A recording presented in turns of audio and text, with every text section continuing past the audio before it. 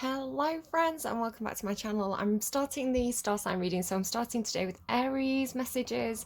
It's going to be for Pisces season and March in general. So if you are Pisces, particularly if you have Aries placements with like your Lilith or your moon, or maybe even like your north node, then this may particularly resonate because I'm going to do quite a shadowy reading. So check out all your different placements if you want to watch for your sun sign and your moon and maybe your Lilith and things as well. And you may get messages from multiple readings. If not, and you want to just stick with your star sign, that's absolutely fine.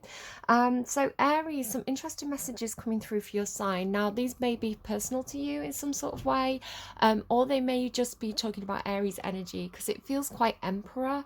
Now in the tarot, Aries is represented by the Emperor card, and the Emperor can mean somebody who's in charge, right? Like a CEO, a politician, somebody who's kind of the leader of the ship in some sort of way. So there's some kind of political stuff. I'm hearing spin already, political spin coming through for your reading. So again, it may be a collective message, like something going on in politics, but the thing is I don't know. I just get messages and I'm going to tell you what I'm getting and how it's actually going to play out.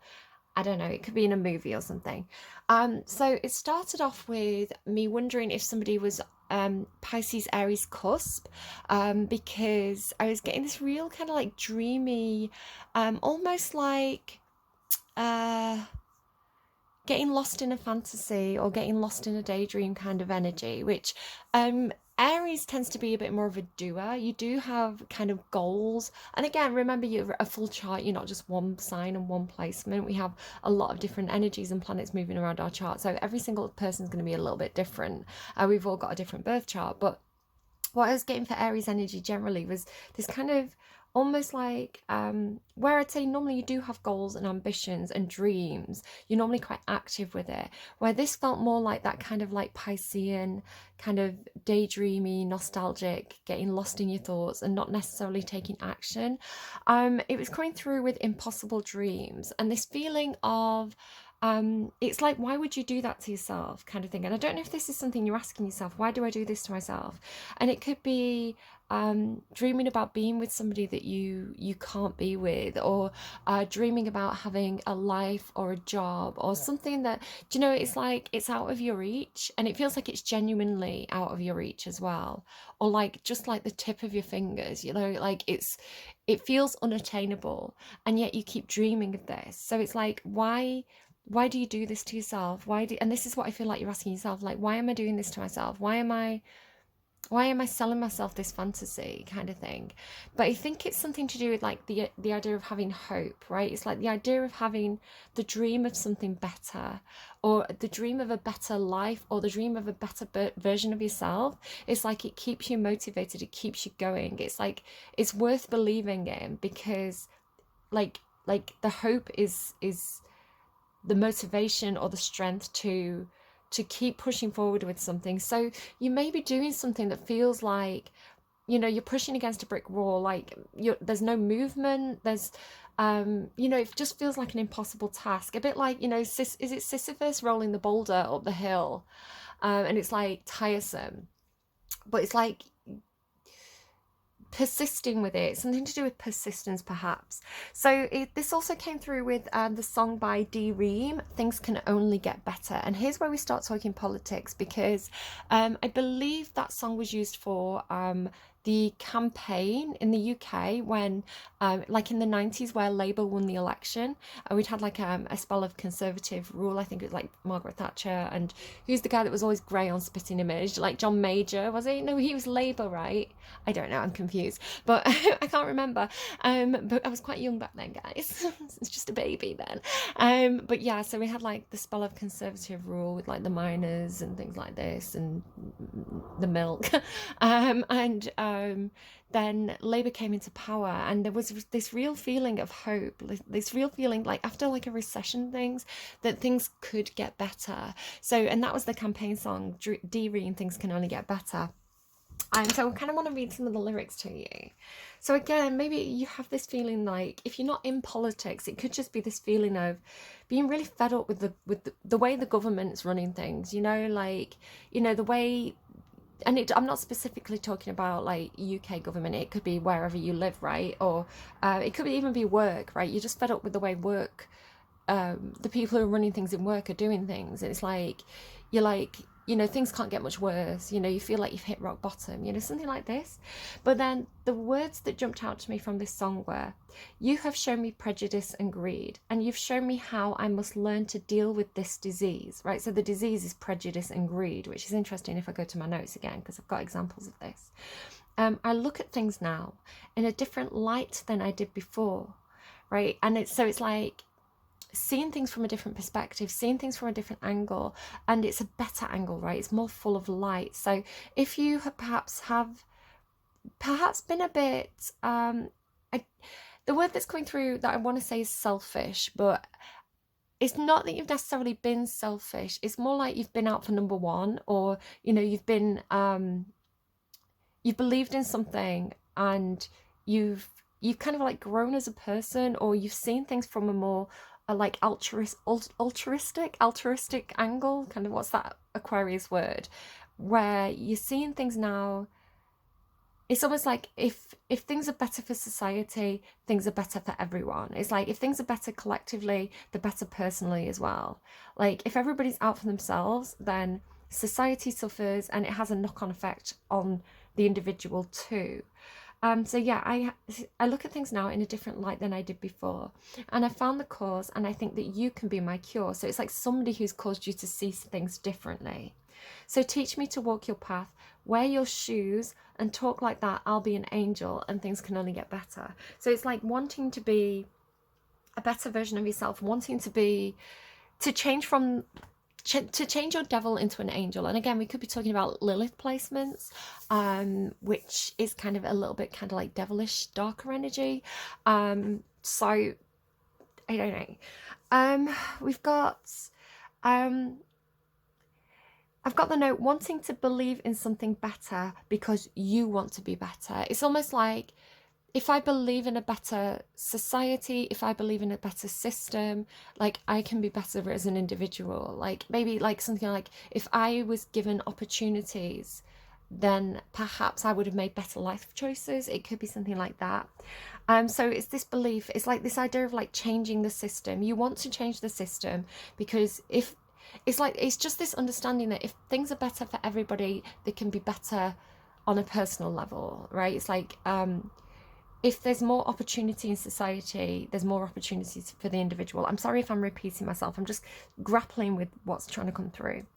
So yeah, this idea of like politics and government, I don't know if you influence local politics in some sort of way. And again, it could be the way your workplace is governed, right? It could be something to do with your family, your community, or it could literally be politics. I was being shown, it was like drawing a banknote flat on a piece of paper and drawing around it like this. So I don't know what that means, drawing around a banknote. Maybe something to do with like, you know, like framing your first dollar, you know, like if you start a business and you frame your first dollar.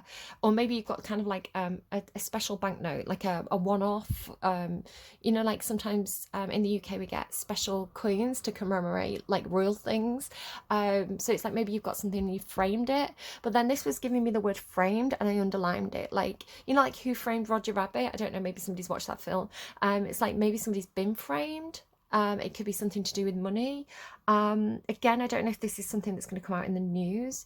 And then I was getting a lot of the colour green. So I was being shown green tea, and I was being shown avocados. They were showing me green things. And I was painting my nails at the time, so I thought, oh, maybe somebody's got green nails. I actually spilt a little bit of nail varnish, so then I was getting green varnish, which made me think of like almost like a green varnish, right? A green polish. So if this is something corporate or something political, it's almost like putting a if you think about green being like eco-friendly, so like putting a green spin on things. So it's making me think about, you know, how there's this trend now of like offsetting carbon emissions. So you find a lot of the time businesses will get tax breaks because they'll plant some trees, and it could be like, I mean, I'm kind of personally skeptical of this. I don't have any specific examples, but sometimes I wonder about, you know, corporate things where perhaps they're using private jets, or they're doing a lot of shipping of goods, and you know the carbon emissions are very high, or perhaps they're doing something that's kind of particularly harmful to the environment, and then it's like they plant a few trees, get a tax break, and they get to say they're a green company with these carbon offset things. I'm a little bit skeptical of it, because I'm like, well, you're still doing the damage. Just because you planted a few trees doesn't reverse the damage, right? I get the idea of like the seesaw. I'm a Libra, right? I get the idea of like offsetting, but I don't know if I'm buying into it. It seems more like a spin to me. So then I was kind of getting this idea of like spinning things. How do we spin this? How do we tell this? Sorry, how do we sell this? How do we spin this? So I don't know if this is something perhaps you do work in like advertising or marketing, and it's like how do we spin this in a good way, in a green way? It was also making me think of the UK businessman. I think he's actually Greek, Philip Green, because I was getting the word green. So I don't know if they were just giving me him as an example, but he's a controversial business person. I will say no more. And yeah, I'm naming names, but I'm not particularly saying anything about anyone for legal reasons. I'm talking about what's been in the news and historically, right? I'm talking about things in a very fact-based way. I'm not accusing anyone of anything. I just kind of want to disclaimer that. I'm just like repeating what I've been given.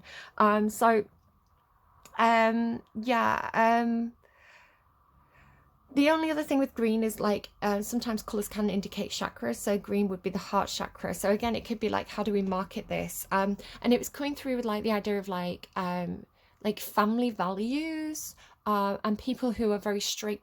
I was getting the word straight cuts, so I was like thinking like jeans, you know, straight cut denim, straight cut jeans. But it was giving me the idea of like straight cut as in like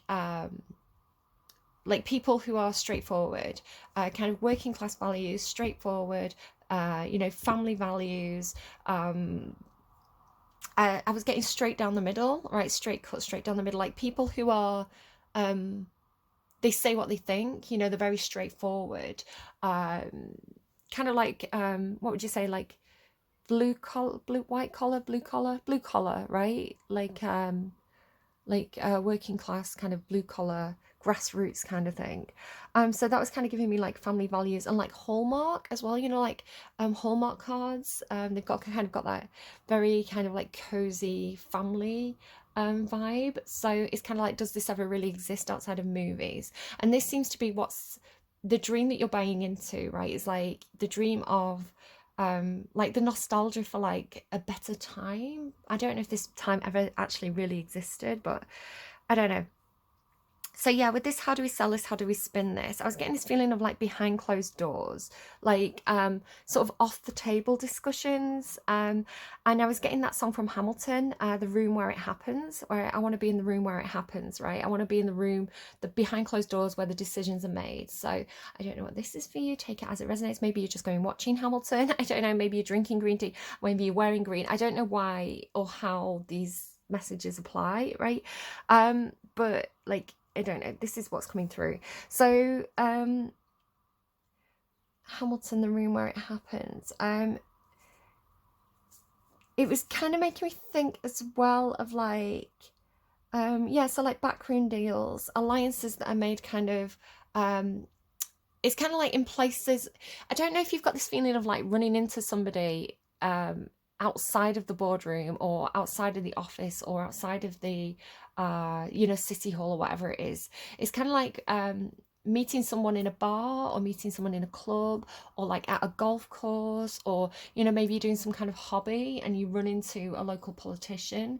It's kind of like, oh, I recognize you, I know you from work, something like that. And it's like you're gonna get the chance to kind of like have kind of like an off the record discussion, like a more kind of like a more personal discussion kind of thing. So yeah, or you're trying to figure out, how do I make these alliances? So it could be that you're joining groups where you're gonna kind of like associate with more powerful people. This could be something for somebody. Um, yeah, I don't know. And it was kind of giving me US, you know, the US presidents. Like there's a lot of kind of like silly UI kind of voiceover things where they're taking the UI of the president's voices and they're getting like Biden, I don't know. I'm so good at politics, guys. Like, listen, if you want to ask me about circa zero, like Augustan Rome, can talk to you about those politics, but modern politics, I get stressed if I engage in it too much.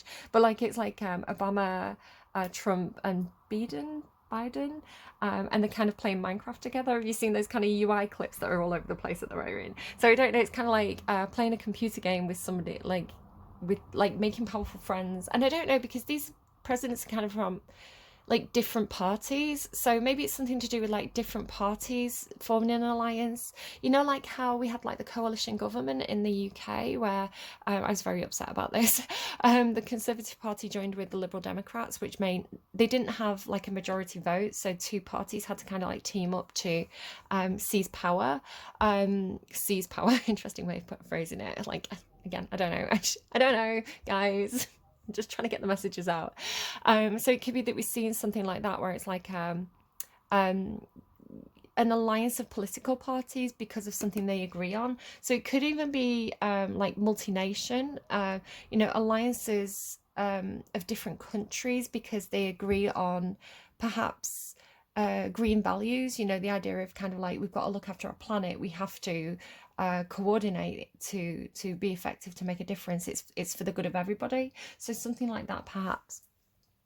And then the last thing I got was teeth and gums. There could be something about teeth and gums. I don't know, maybe again with the idea of green and kind of like vegetables and diet. It could be, you know, like Victorian times that people had scurvy and they had to eat like what was it? It was like pickled sauerkraut or something. It was like pickled cabbage, because it gave them the vitamin C they needed. So it could be maybe people need more vitamin C. Maybe you need more fresh fruit and vegetables, especially green vegetables. Green vegetables I associate with like iron, so vitamin C and iron. Again, I'm not a doctor, so I'm just telling you the messages as they're coming through intuitively. So obviously trust your own knowledge of your own health for this. Don't make any drastic diet changes. Consult a doctor if you are worried about kind of like your vitamin levels and all that kind of business. But it could be something to kind of look into or think about. I know this personally because I've been taking iron supplements, and I'd eat a lot of spinach and things to look after my iron levels. But I feel like, am I getting enough vitamin C, and is my folate low? Just something that's been going on personally for me. So again, like it could be that you're getting enough of one thing, but you need kind of, if this is health for you, it could be that you need to look at like supportive vitamins and minerals, not just the one thing. Okay. Messages for Aries, the dead end. That's what I felt. You know, I was saying it's like you're pushing against a brick wall, or you're pushing a boulder that won't move. You could have hit a dead end. But again, it's like you're still trying to persevere with this. You're still trying to push through it, is the way it feels. Like you're still trying to, you have hope that there will be movement here. So I want to say, I don't know whether you've hit something that is actually a dead end, or it's like it appears to be a dead end at this time, but you're still committed to it, right? It's like you're still determined to create movement where there's no movement. That's the feeling that I'm getting. Let's see what else we have for you, Aries. The dance keeps coming through. Rainbows coming through very, very commonly. Again, talking about political campaigns that are very hopeful. So I was talking about the Labour campaign in the 90s where they had D-Ream. I believe, again, this is just my own personal memory of it. I'm not being very fact-based right now, but again, I feel like it's examples or motifs of how this could be something that you're noticing about like your situation, or it's like something that you can put into practice. But so they had D-Ream, right? Things Can Only Get Better. It was a very hopeful song. And then I think in South America as well, I can't remember specifically which country, but I read about it once. There was this this political campaign, and it felt hopeless, right? There was a party that had been in power for a very long time, and the opposing party used the symbolism of a rainbow as a very hopeful sign, and they actually won the election. So again, it's the idea of like winning favor, winning public opinion through hope. But oh, they're giving me I found love in a hopeless place? I found love in a hopeless place. Let me just Google it, hold on. Okay, so it's Rihanna. We Found Love. Yellow Diamonds in the Light. It's funny because I had Rihanna in the collective reading that I did a few days ago. Yellow diamonds in the light. Now we're standing side by side as your shadow crosses mine. What it takes to come alive. It's the way I'm feeling I just can't deny, but I've got to let it go. We found love in a hopeless place. That's exactly the feeling that I was picking up on right in the beginning. You know, I was saying, like, it's like, why do I do this to myself?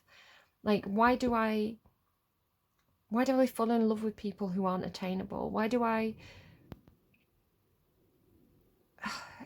Because rainbows are a symbol of hope, right?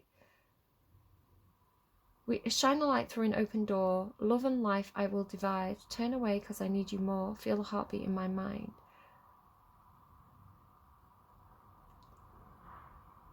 I don't know.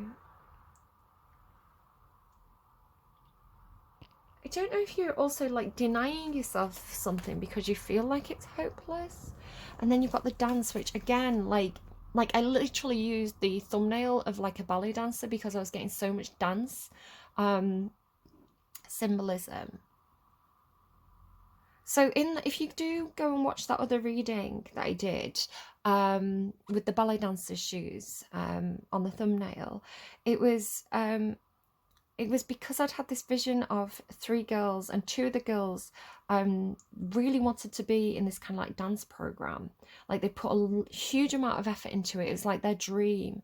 But the 3rd girl was kind of like the friend of the other 2 girls, and she didn't care about it as much, and she hadn't put as much effort into it, so she didn't get on the program. And she was sad because she felt like she'd failed, she'd let herself down, and it was a dead end for her, right? It's like the other 2 girls were going on to something else and she wasn't able to join them. But in that reading, the message was, well, it wasn't her dream anyway, right? It was the other girl, it was her friend's dream. It was never her dream in the first place. So it's almost like they're on their destiny. The other 2 girls were following their path. But this 3rd girl had hit this dead end because her path was elsewhere, right? Her destiny was elsewhere. She wasn't supposed to be on that path anyway. So it's kind of that idea of like rejection is God's protection, right? It's like there's something better for her. But then the dance as well, the dance can, in my personal deck, the dance can talk about negotiations. I kind of like doing the, kind of almost like chess, right? It's like 1 foot at a time, making the right steps. You know, you're giving and taking with other people. So there's this negotiation energy to this as well. Almost like you could dance through it as well. It's almost showing me like, you know, those laser rooms? Maybe you haven't done them. I've done them at the Crystal Maze. Which is like you know, people do like work events there and stuff. So it could be that you're going on some kind of work event, like a team building exercise, somewhere fun. But yeah, they're showing me like laser rooms, and you have to get across without triggering any of the lasers. But it's almost like dancing through it.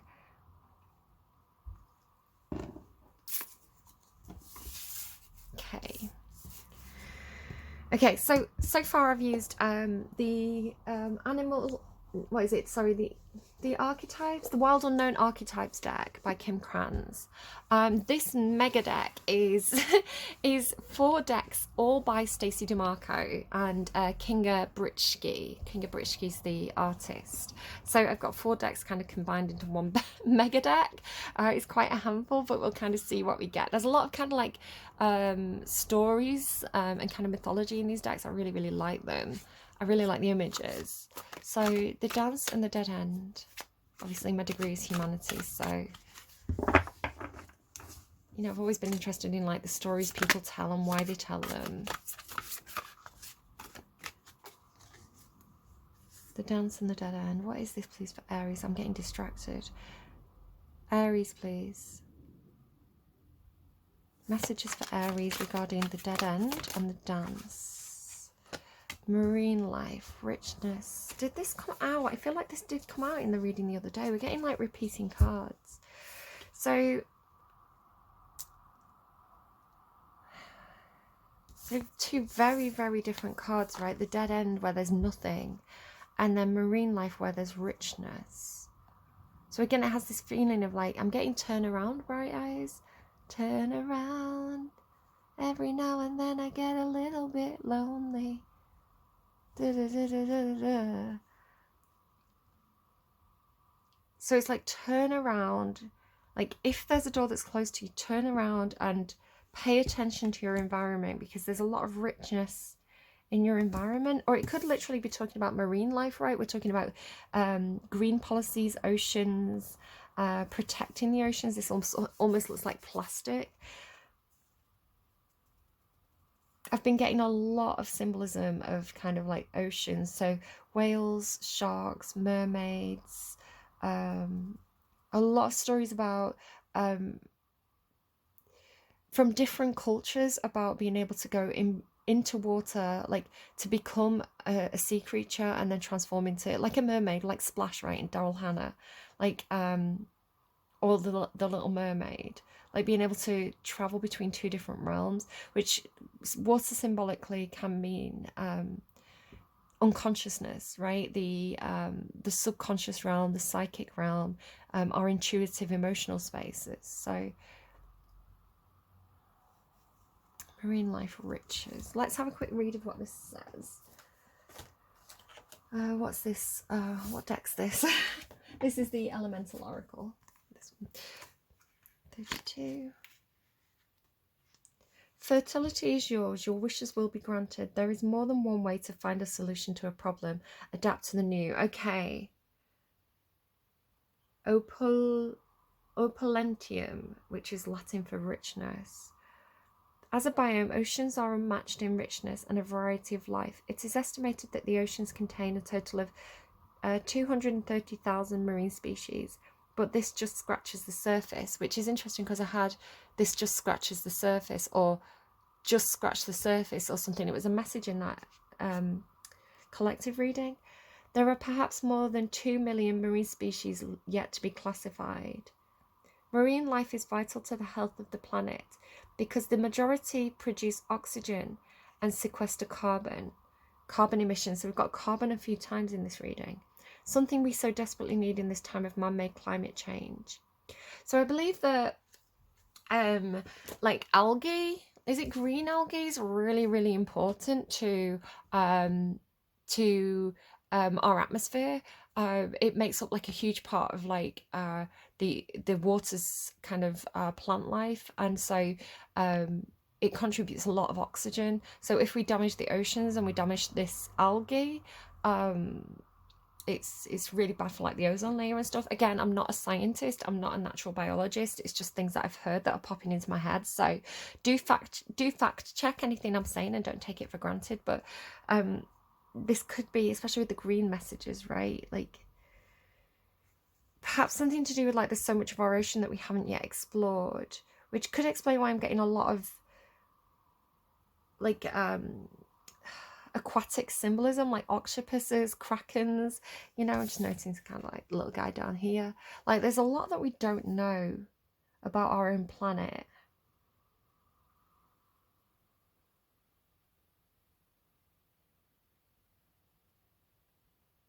I'm hearing the word sequestered.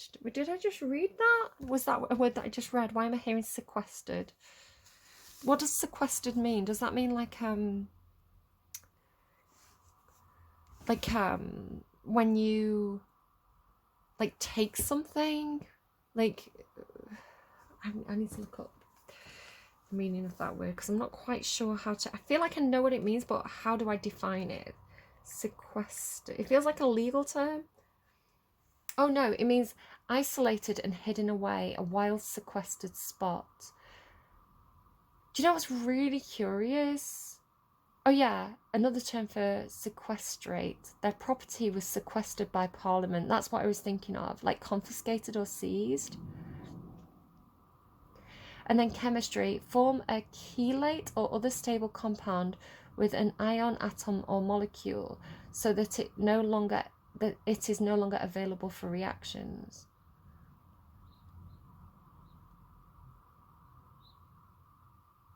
And a sequester can also be a trustee in Latin. Okay. Help me understand the message here. It's almost like pushing through like thick, it's like thick seaweed or something, like trying to push through thick seaweed to get to, it's like something to do, I've been getting the space card a lot as well. It's something to do like, what's that Japanese knotweed, is it? What's that plant that's like, oh, sorry, just noticing the birds flying over my house. I'm not sure if they were crows or pigeons though.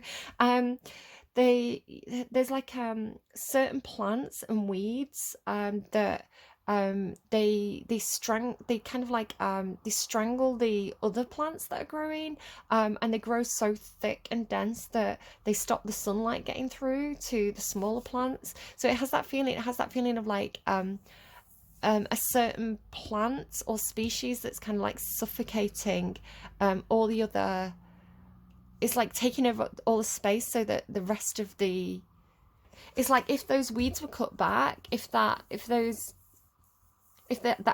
I'm hearing like tangleweed was cut back, then there'd be more space for like these other creatures to kind of like move in and out of that space freely. But why would the dance be here? Why is the dance here? Explain the dance. Whoa, that is quite a lot. Oh my god, are you kidding me? These cards, I keep getting them. Like this. Okay. Rest and the journey. Again, it's like the similar reading to what came out the other day. So I've been getting a lot of energy of like Hades and Persephone, right? The god of the underworld.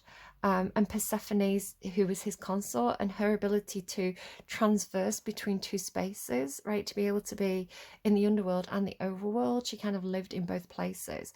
And then with Hypnos here, Hypnos is the brother of Tantalus. No, not Tantalus, sorry. Funny, Sisyphus and Tantalus. Hypnos is the brother of, begins with T. It's in this deck as well. It's this god of death and destruction, right?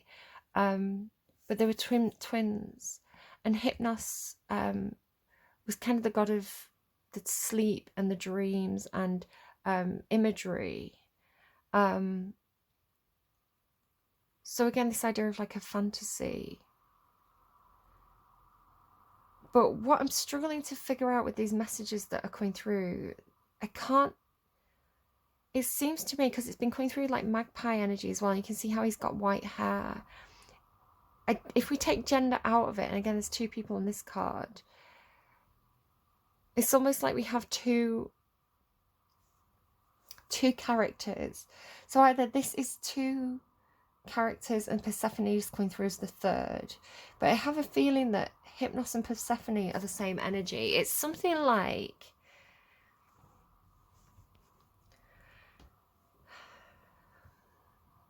so this character here, right in the background, I know it seems scary, don't be scared, it's not, I'm not saying that anyone's about to like meet their end kind of thing, meet the maker. It's more like this feels like it actually feels, because again, these are twins and they work together, they're partners, right? There's this dance that they do. Just like how Hades and Persephone were partners. So it has something to do with like person one who doesn't seem to be the main character that's coming through. They seem like they're in the background, being this almost like a Death or Hades type character. It's like they have their purpose, right? They have their job to do. And then the second character, it feels like it's almost like their power is to do with being able to transfer, almost like high priestess energy, being able to transverse two spaces. So the living world, the overworld, and then the subconscious or the underworld or the psychic realm, right, or the sleep space. So it's just funny. Again, every time I put these cards in, I put them in separately and they keep coming back out. So again, the marine life is like the richness of the unconscious space. Again, very similar to that reading that I did the other day. And then the Minotaur again. I swear, I put these cards in all separately and they come out together again. And they're all from the same deck, which is the dark... it's my new deck, the Deep, Dark and Dangerous Oracle by Stacey DeMarco. So I keep getting these messages. And then like the girl in the white dress as well. It's like the sleeping Empress. I keep seeing the Empress card out of this deck. And I asked about the dance. So this is the dance. Rest, the journey and compassion. So the compassion card talks about almost like this message of like loving the unlovable or having unconditional love for everyone and everything. And understanding that the Minotaur is the product of a toxic family. Because it asks, what if the Minotaur had been shown love and kindness and acceptance? Would it still be a monster? And then Hypnos and Rest talks about the need to have rest, right? Because we're meant to sleep for a third of our life, right? We're meant to get 8 hours sleep. Or depends on the person, right? But roughly 8 hours of quality sleep, and the importance of that, and the importance of kind of like the good that does for our body. And you know, because sleep is where our body can replenish itself and kind of like do a lot of kind of like the background tasks, almost like a computer, right?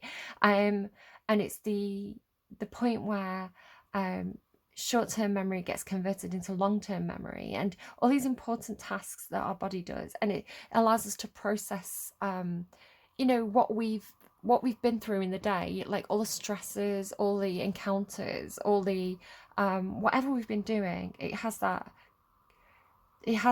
like conversion and assimilation work that the body needs to do in that rest space.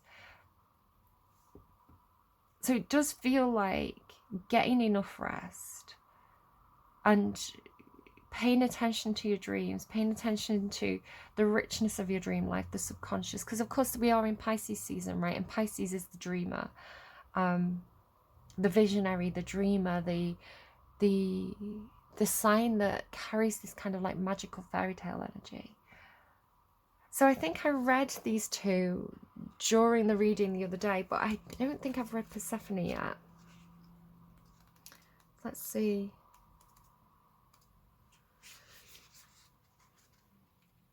To rise, to get to where you wish to go, is a process and a journey. Which is what I was saying, right? I was like, it feels like you've got a dream and you've hit this dead end. And it's like it doesn't happen overnight. You've got to persevere. While catalysts to change can appear overnight, transformation rarely does. Be patient. There is a season for everything. Work with the cycles, the season, the moon and the sun. There is a time for introversion, extroversion, growth and stillness. Duality, to stay or to go, remain or transform. The tale of Persephone is one of the most well-known ancient myths of Western civilization. Persephone's kidnapping by Hades and her descent into the underworld and the consequences for her mother Demeter's grief is an iconic story of change and growth. After falling in love with Persephone from afar, Hades goes to his brother Zeus, the leader of the gods, for permission to marry her. Zeus says yes and agrees that he will speak to Persephone's mother Demeter, goddess of agriculture and the seasons, and the girl herself. Zeus forgets, because Zeus is such a great guy, right? Disney lied about that. Zeus forgets, time passes. Hades gets impatient and Zeus is hard to find, so he seizes Persephone while she's simply picnicking with friends and takes her down to Underworld. The Underworld. That's one of my favourite statues as well. I mean, it's such a terrifying moment, right? It's kind of the worst thing that Hades has ever done, kind of thing in his mythology, is seizing Persephone against her will and taking her to the underworld. It's his ultimate crime, basically. But if you look at how many crimes Zeus does in comparison, I'm not saying that excuses it. I'm just saying, like, almost like better the devil you know or something. I don't know. So he, I know, I'm not excusing that, obviously. It's a horrible story. It's a terrible story. And then we go to, like, Demeter searches for her missing daughter across the earth and cannot find her. In her grief, she stops helping the plants to grow. The weather becomes poor and all agriculture dries up. The race of humans then suffers a great famine and many are dying. While Persephone is frightened by the audacity of the kidnap and the underworld itself, yet she is treated with respect. Hades wishes to marry her and thus offers her a queendom, and with that she will become the co-ruler of the realm of the underworld and the dead. She will become powerful and a wife, and as she is not dead and still has worldly needs, she is offered food. A juicy pomegranate with red ruby seeds is given to her. But what she doesn't realise is that if she takes food while in the underworld, she will become a part of that world and have to stay.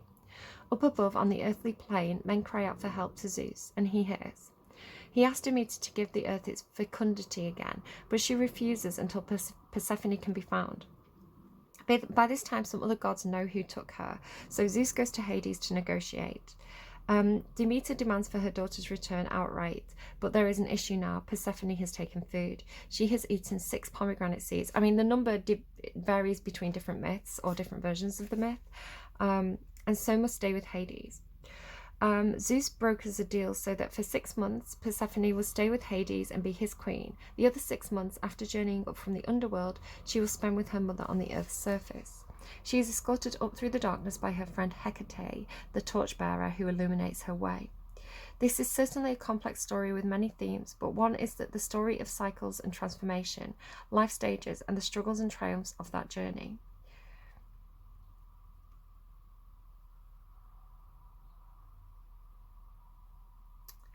So obviously, like, the change of the seasons. So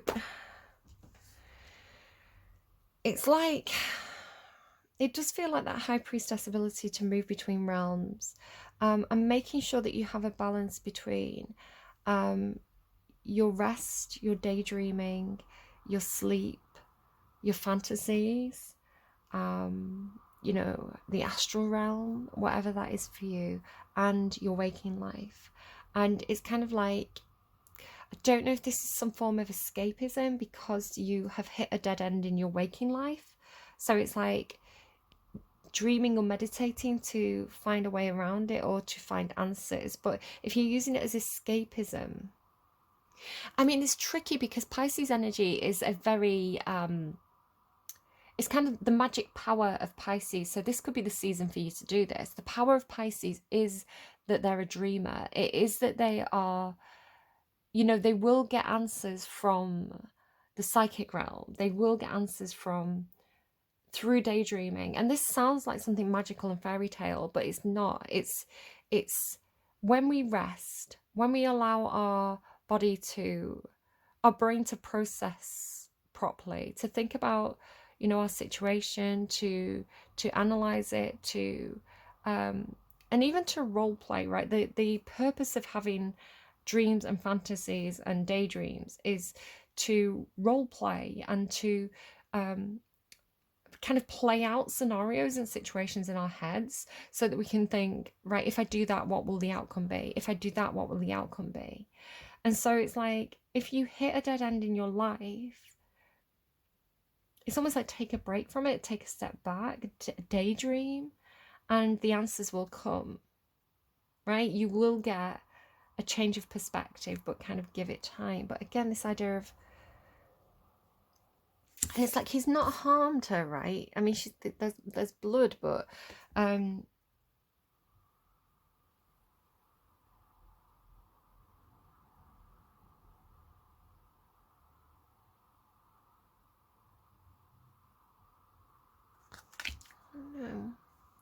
There's strange messages coming through. Obviously, I really need to say like the disclaimer of don't stay in toxic relationships. You know, if you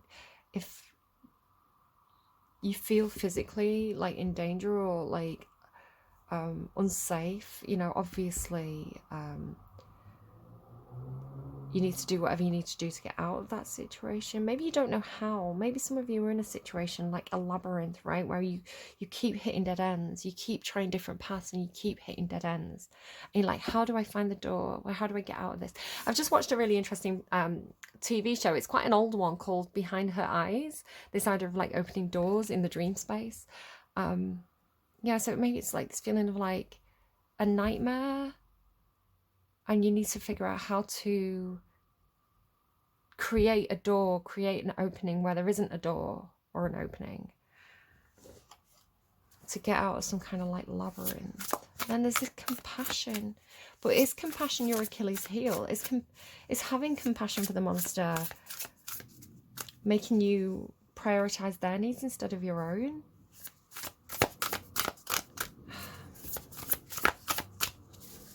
I mentioned like better the devil you know, right? I don't know.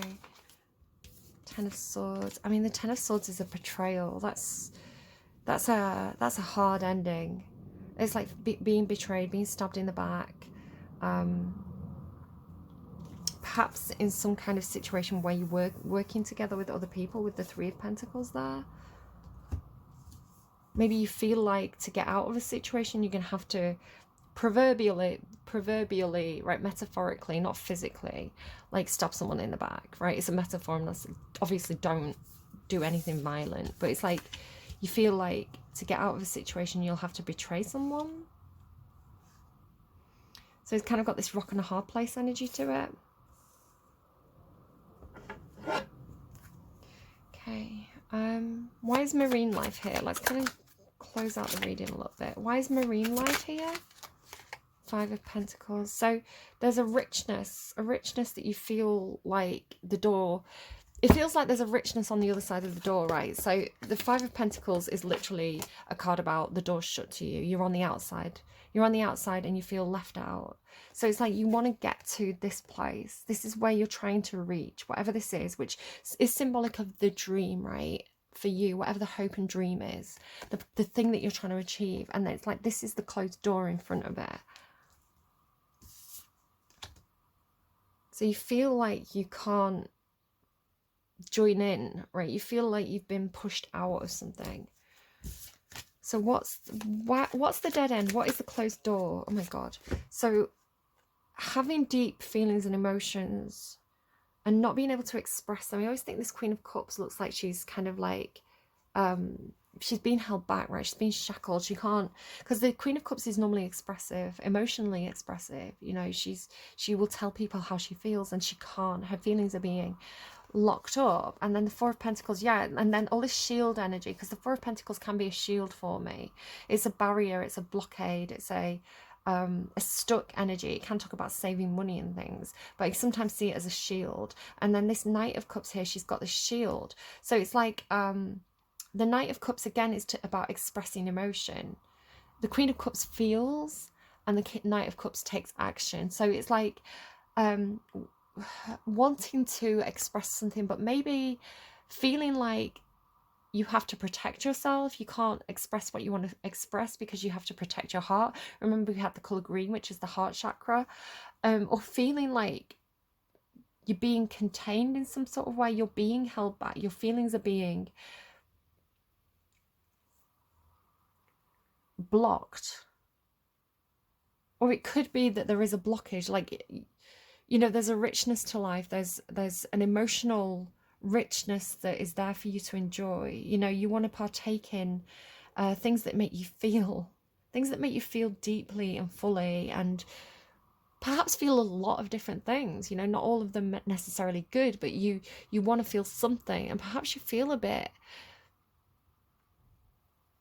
like emotionally repressed. It just feels like a blockage, maybe a blockage in your heart chakra. Maybe do some like chakra work on your heart chakra. Yeah.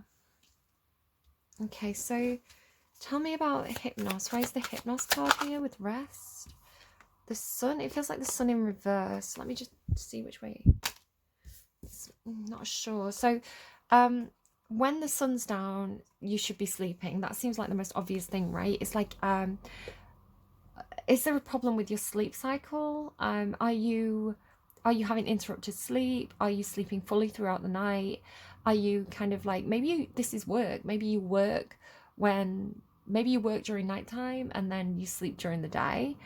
But it's the sun can talk about freedom, it can talk about clarity, it can talk about expansion and confidence.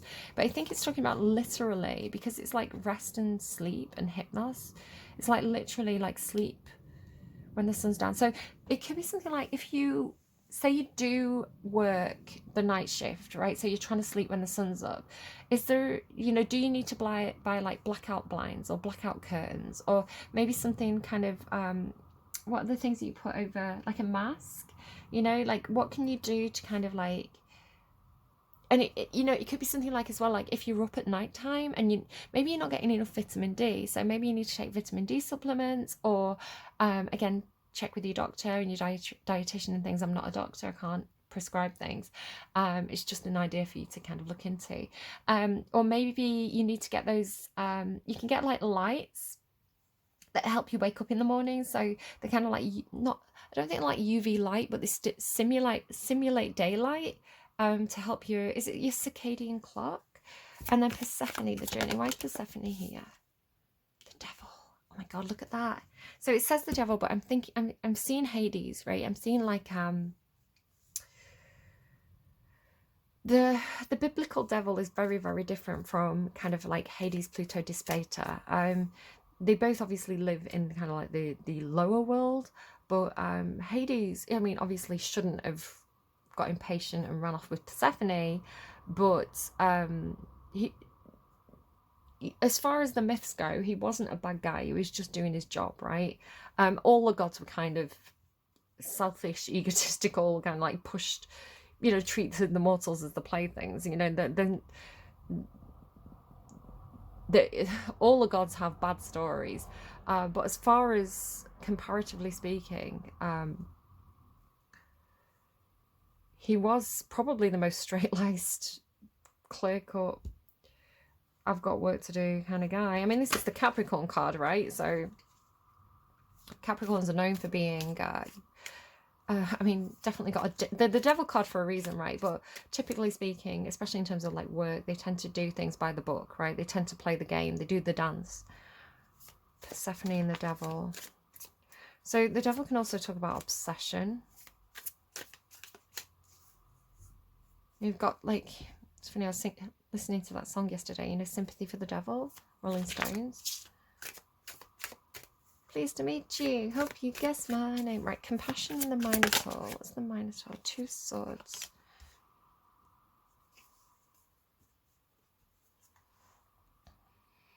So the 2 of swords is an impossible choice, an impossible decision. You can't think your way through this. You can only feel your way through this. But you're trying to feel your way through it and you've hit a blockage. You can't think your way through it. You can't feel your way through it. It's making me think of that. We're going on a bear hunt. You can't go over it. You can't go under it. Oh no, we're going to have to go through it.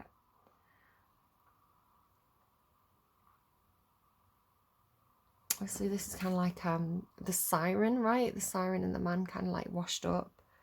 But I think the story of this card is like she didn't do it. She didn't hurt this guy. She didn't lure him to his death. You know, he jumped in of his own accord, kind of thing. So maybe something about culpability. It's almost an inversion, right? An inversion where the Minotaur is the threatening, the masculine, the Minotaur is the threatening character here. Here's the feminine is the threatening character. Tell me more about what that is, please. And even this devil card as well, she's like, I didn't put the chains on you, you put them on yourself. So it could be talking about something to do with personal autonomy and recognizing that you always have choices. They don't, not necessarily good ones. They can be like a rock and a hard place. You know, Odysseus having to pass the Skylar, you know, with the with the whirlpool, it's like, you know, you may have two bad choices, but they're choices. And how much autonomy do we have when we're only given bad choices? Are we accountable for the choices we make? You know, it's like, maybe this is something to do with like the justice system. You know, if you're born into a situation, an environment where you're not taught good choices, you're not shown the good options and the good routes, all you know is kind of like what your family does, what your friends do, what you see on the TV, what you hear in music. So if all you know is, I can do this or I can do that, and they're both bad choices, and I'm going to take the lesser of two evils, right? Better the devil you know. You've still chosen a devil, but did you know any differently? And is that your fault, or is that society's fault? So there's a big question here about, and I don't know your personal situation, right? I don't know. I'm only reading energy. But there seems to be a big question mark over accountability. And it's funny, I was having this conversation actually yesterday with somebody. It's funny how those kind of things play out. But, you know, the question about accountability, and we always have choice. And sometimes those choices are not good choices. But we do have choices, and we make choices. And we have to be accountable for the choices that we make. At the same time, recognizing and perhaps expressing that those choices were limited and those choices were difficult choices, and maybe we did make unfortunate choices where, had we known differently, had we known foresight, you know, not foresight, had we had foresight or we had hindsight, we could make a different choice. But sometimes we only see a limited number of options. I don't know, something like that. Oh, my ear's ringing, my right ear's ringing. Right for spite. Is somebody saying something bad? Ten of Swords. Yeah, it's easy. I think it's easy sometimes, just an observation. I think it can be very, very easy sometimes for people who have had, again, everything's relative, right? A relatively easy life, a relatively comfortable life, where perhaps things have, you know, perhaps they come from a family where, you know, they've been lucky enough to, or a school system where they've been shown a lot of good options. You know, they've had a lot of good role models. They've been educated in how to make good choices. It can be very narrow-minded sometimes of people to look at people from different cultures or backgrounds and to say, oh, well, they made the choice. If they make the bed, they lie in it, right? Like, you know, no one made them do that thing. But I think, again, you have that thing about walking in someone else's shoes. Until you've walked in someone else's shoes, you don't know how hard it is for them to make those. How can you make a choice if you don't know that that's an option? So I think there's something about, again, going back to the D-Ream song and the lyrics that I read out, and I was talking about how I'll be an angel too, right? It's like, when you're shown a different way, when you're given that hope, when you're shown that you can be a better person, right? And you're shown how, and you know that that's an option, then that's a new door opening. So what's the Ten of Swords? Why is the Ten of Swords here? Moving on from something. I'm hearing, is it safe from heartbreak? Let me just Google. Yeah, okay, it's called Safe from Heartbreak If You Never Fall in Love by Wolf Alice. I ain't a plaything to make life exciting. I have feelings. Safe from heartbreak if I never fall in love. I feel like this is relating to this closed heart chakra, right? Like wanting to feel it, wanting to feel the love, but being shut out from it, or shutting yourself away from it, or feeling like it's hopeless because it's like fearing the heartbreak, but it's almost like heartbreak is part of the full experience. As weak as your wording when you told me you were leaving, Like you don't have feelings. Safe from heartbreak if I never fall in love. Look beyond your wall. Bend your own rules. See how far you'll fall. 'Cause I bet it won't kill you. I ain't a plaything. I ain't a player. To make life exciting, life just falls short. You effed with my feelings. Safe from heartbreak if I never fall in love. Yeah, and then it repeats. I love that album. Like Wolf Alice is like the album that's from. It's such a beautiful album. Oh, what's the album called? I don't know. You can look it up. So yeah, the Six of Swords is moving on, and it's all swords, right? The Ten of Swords, like the betrayal, but moving on from it and moving on like towards the light. And like look at the opening of the heart chakra there, like the light radiating, like warming up that heart chakra. It's like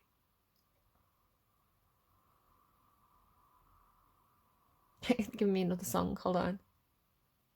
It's like feeling all my effing feelings. I'm feeling all my effing feelings. I just Google as well, sorry. This is how my intuition works. Feeling all my, I feel like it's Lana Del Rey. Yeah, In My Feelings by Lana Del Rey. I'm smoking while I'm running on my treadmill, but I'm cutting up roses. Could it be that I fell for another loser? I'm crying while I'm coming, making love while I'm making good money, sobbing in my cup of coffee because I fell for another loser. Get that cigarette smoke out of my face. You've been wasting my time while you're taking what's mine with the things that you're doing. Talk that talk while they all know your name, and there's no coming back from the place you came. Baby, don't do it, because you got me in my feelings. Talking in my sleep again, drowning out all your screaming. Who's tougher than this bee? Who's freer than me? You want to make the switch, be my guest, baby. I'm feeling all my effing feelings. Okay, I guess, like, Aries, I don't know what to say. I don't know what to say. That's your reading. I think you're moving in the right direction. It's almost like the dead end, the blockage has been almost like a refusal to feel something, like an emotional blockage. But it's when you allow yourself to feel it.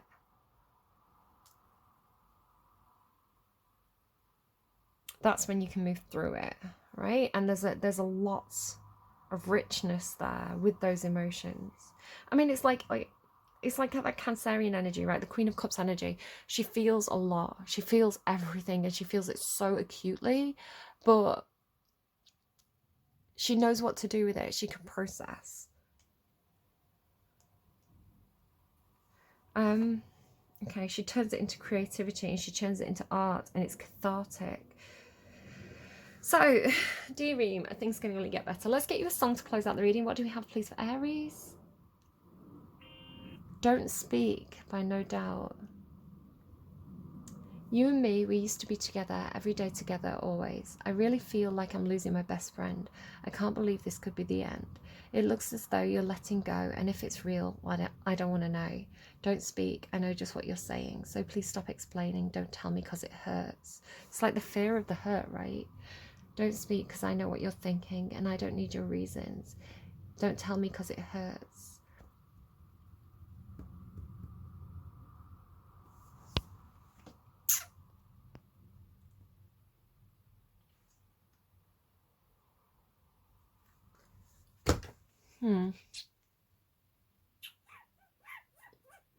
I feel like I need to get something else.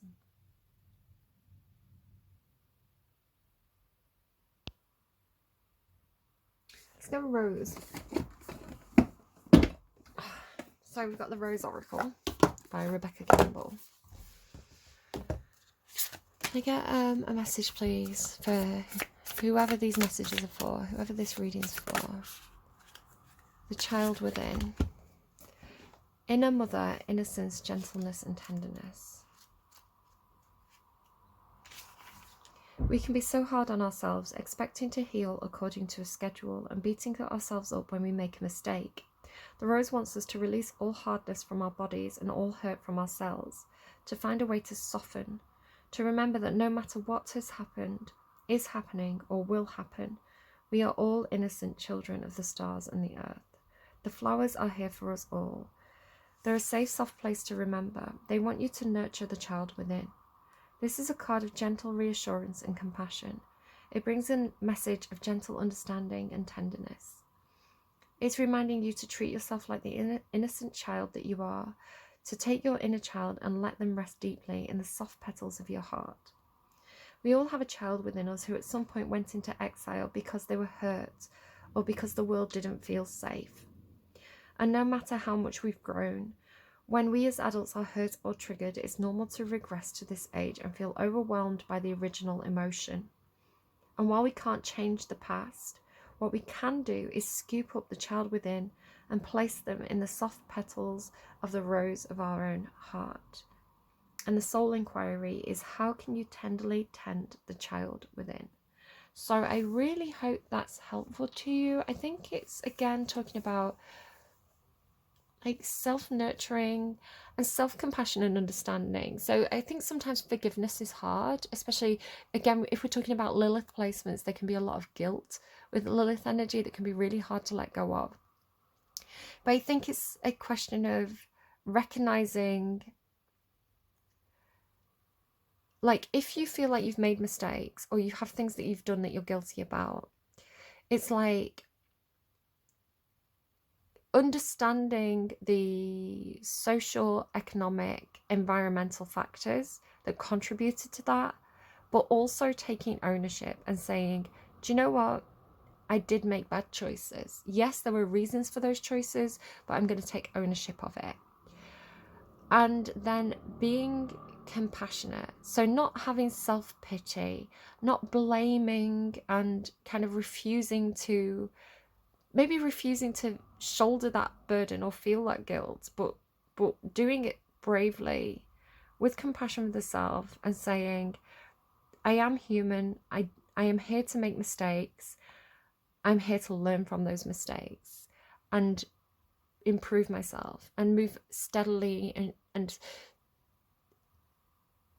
steadily towards the light, knowing that the light is there for all of us, right? The light is not something that is, and maybe this is experiences that you've had, like, you know, maybe you feel like you found that light, you found places that are symbolic of that light. So it could be a person who symbolizes love for you, or something like a church group, or something where that's symbolic of light, right, and angels, or whatever that is for you. And feeling shunned or feeling shut out or feeling like you don't fit in, I want to say that the true light is here for all of us, just how the darkness is here to teach all of us. Because I truly do believe that, like, the truest form of light, right, the source material of our universe is unconditional love. That's what I believe. And think about that for a second. Unconditional is love no matter what. Like loving even the devils and the minotaurs and the, you know, scary things, because that's how the light defeats the darkness, through remaining unconditionally loving. And it's the only true way, I think, to defeat the darkness. So where can we bring in the light? Where can we open those windows and doors and let the light shine in? Where have we been blocking the light or turning away from the light and not allowing that heat to be felt by our skin? Like, where can we find the rainbows? Okay, I really hope that reading was helpful. That was a kind of a difficult reading, but clearly I feel like there's messages in there for all of us, right? There's stuff for us all to think about, and, you know, apply it or don't apply it, disagree with it or agree with it, take on parts and leave others.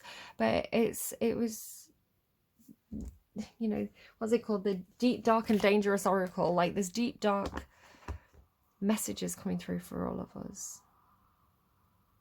And I think that self-acceptance is is hard, but it's also the key to being better, right? I don't know. I hope this was helpful to you. Do take care of yourselves. Bye bye.